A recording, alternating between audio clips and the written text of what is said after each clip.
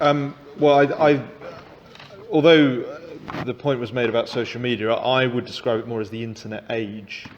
And I think there is an issue where a 10-year-old child will have a smartphone on which they can access hardcore pornography at any time of the day.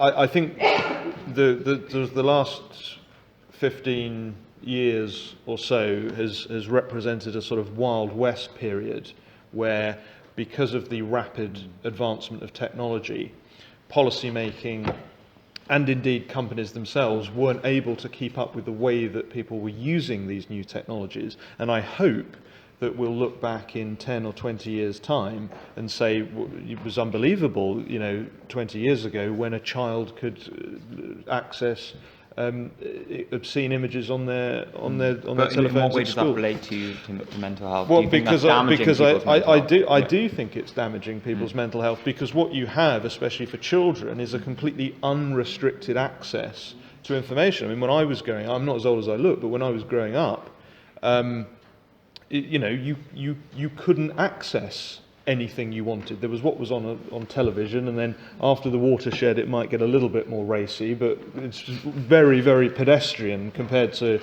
what's out there now.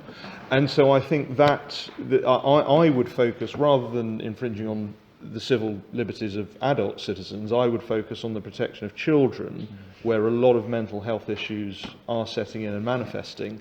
And I think there does need to be more efforts in schools and by internet service providers to restrict access to very young people.